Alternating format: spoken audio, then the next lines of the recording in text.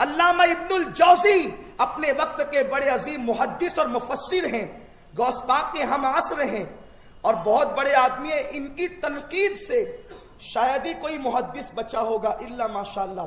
ابھی آپ علم حدیث پر سن رہے تھے، ابن الجوزی بڑے بے باک محدث ہیں، سب پر تنقید کی، حتیٰ کہ امام بخاری پر ایسی تنقید کی کہ اس پر پوری ایک کتاب لکھ ڈالی. یہاں اس کا وقت نہیں ہے اور ابھی درس حدیث کی محفل چلتی ہے، شاید آگے کے درس میں آپ سنیں گے. وہ ابن الجوزی جس کے جرح و تعدیل کے معاملات سے امام بخاری جیسا نہ بچ سکا، غوث پاک پر بھی تنقید کرتے تھے کہ ان کے یہاں معاملات ایسے ہیں اور یہ ہیں. غوث پاک کے خلیفہ تھے شیخ ابو العباس.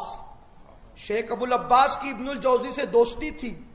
ابن الجوزی سے کہا، ابن جوزی میرے پیر پر تم تنقید کرتے ہو، کبھی ان کو دیکھا؟ کہا نہیں دیکھا. تو کہا پہلے دیکھ تو لو.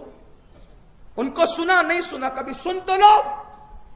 بہت ٹال مٹول کیا لیکن شیخ ابو العباس ان کو لے کر آئے. اس دن میرے غوث خطاب کرنے والے تھے، ایک کنارے کونے میں بیٹھ گئے دبک کر کہ کسی کی نظر نہ پڑے. سنیے، وہاں زبور کا علم ہے کتنا ہے کوئی وضاحت نہیں، لیکن یہاں میرے غوث کے علم القرآن کی شان کیا ہے.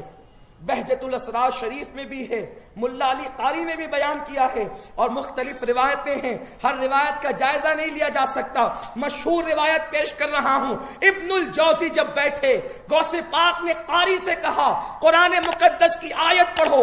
قاری نے قرآن مقدس کی تلاوت کی اور تلاوت کے بعد میرے غوث نے اس کی تفسیر بیان کرنا شروع کی. حضرت شیخ ابو العباس کہتے ہیں جب غوث اعظم نے قرآن کی پہلی تفسیر آیت کی بیان کی تو میں نے ابن الجوزی کی طرف دیکھا، یہ جانتے ہو اس کی تفسیر؟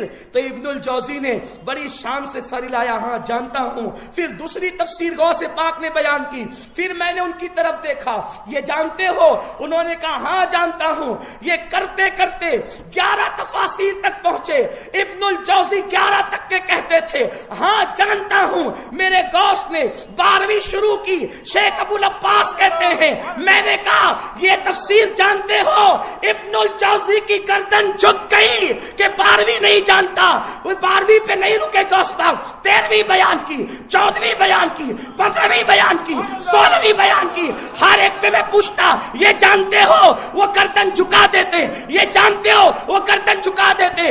ایک روایت کے مطابق 21 تفسیریں بیان کی اور دوسری روایت کے مطابق 40 تفسیریں بیان کی. ابن الجوزی تڑپنے لگے. علم اسے کہتے ہیں، علم یہ ہے. لیکن جب 40 تفسیر بیان کی فرمایا یہ تو علم ظاہر ہے. میرے غوث کا علم کتاب کی شان دیکھو، کہتے یہ علم ظاہر ہے. ارے اب قال کو چھوڑو اور حال کی طرف آؤ.